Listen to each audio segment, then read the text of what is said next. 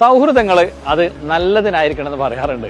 അങ്ങനെ നല്ല സൗഹൃദം തുടങ്ങി അവസാനം അടിച്ചു പിരിഞ്ഞ് ലോകം തന്നെ ശ്രദ്ധിക്കപ്പെടുന്ന രണ്ട് ശത്രുക്കളായി മാറിയ ഏറ്റവും അടുത്ത സുഹൃത്തുക്കളാണ് നമ്മൾക്കറിയുന്ന ട്രംപും അതേപോലെ തന്നെ ഇലോൺ മസ്കും.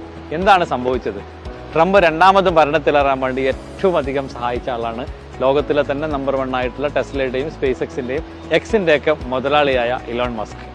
അദ്ദേഹം അങ്ങനെ ട്രംപിനെ എല്ലാം കൊടുത്ത് വിജയിച്ചു കഴിഞ്ഞപ്പോൾ ട്രംപുമായിട്ട് അസ്വാരസ്യങ്ങൾ തുടങ്ങി. അവർ തമ്മിലുള്ള സൗന്ദര്യപ്പണങ്ങൾ തുടങ്ങി അവസാനം കഴിഞ്ഞ ദിവസം ബിഗ് ബ്യൂട്ടിഫുൾ ബില്ല് വരെ എത്തി. ആ ബിഗ് ബ്യൂട്ടിഫുൾ ബില്ലിൽ എന്താ പറയുന്നത് വെച്ചാൽ one of the things was EV അല്ലെങ്കിൽ ഇലക്ട്രോണിക്സ് വെഹിക്കിളിനുള്ള സബ്സിഡിയും ആനുകൂല്യങ്ങളൊക്കെ നിർത്തി എന്നുള്ളത്. അത് ഇലോൺ മസ്കിന്റെ ടെസ്ലയ്ക്ക് വമ്പൻ അടിയാവുകയും ചെയ്തു. അങ്ങനെ അദ്ദേഹം വീണ്ടും ഒരു യുദ്ധം പ്രഖ്യാപിച്ചു. ആ യുദ്ധം അവസാനം എവിടെ എത്തി എന്ന് പറഞ്ഞാൽ മാപ്പ് പറയേണ്ടി വന്നു. അതൊക്കെ തീർന്നു.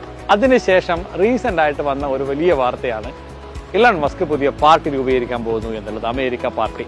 അദ്ദേഹത്തിന്റെ തന്നെ എക്സിൽ ലക്ഷക്കണക്കിന് ആൾക്കാരുടെ മുന്നിലേക്ക് അദ്ദേഹം വിട്ടുകൊടുക്കുകയാണ്. നമുക്കെല്ലാം ഉണ്ട്, അമേരിക്കക്കാർക്ക് ഒരു പാർട്ടി വേണോ വേണ്ടയോ? അതിനകത്ത് ഒരു 65% ആൾക്കാർ പറയുന്നത് നമുക്കൊരു പൊളിറ്റിക്കൽ പുതിയ പാർട്ടി വേണം, ഈ രണ്ട് പാർട്ടികളെ നമുക്ക് ഒഴിവാക്കാം, മൂന്നാമതൊരു പുതിയ പാർട്ടി വരട്ടെ. അങ്ങനെ ഇലോൺ മസ്ക് ഒരു പുതിയ പാർട്ടി രൂപീകരിച്ച് പുതിയ രീതിയിൽ അമേരിക്കയെ നയിക്കാൻ വേണ്ടി ഒരു അമേരിക്ക പാർട്ടി ഇവിടെ രൂപീകരിച്ചു എന്നുള്ളതാണ് വലിയ വാർത്ത. അപ്പൊ സ്വാഭാവികമായിട്ടും നമ്മുടെ ലൈഫിൽ എങ്ങനെയാണ് ഈ വിഷയങ്ങളൊക്കെ കണക്ട് ചെയ്യുന്നുള്ളതാണ്.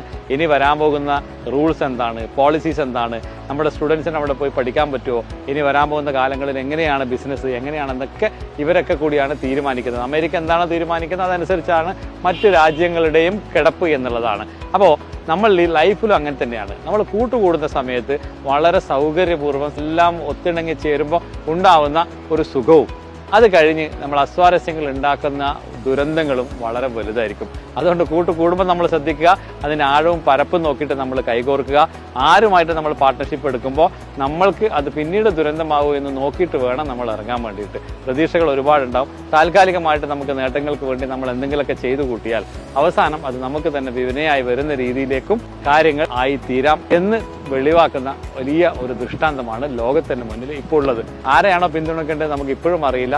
ട്രംപ് ആണോ നല്ലത്, ഇലോൺ മസ്ക് ആണോ നല്ലത്, ഇതൊന്നും തന്നെ നമുക്കറിയില്ലെങ്കിൽ പോലും നമ്മളെല്ലാവരും ഇത് കാത്തിരുന്ന് കാണുക തന്നെ വേണം. എല്ലാവർക്കും നന്മ വരട്ടെ എന്ന് മാത്രം പറഞ്ഞുകൊണ്ട് മുനീർ അൽ വഫ.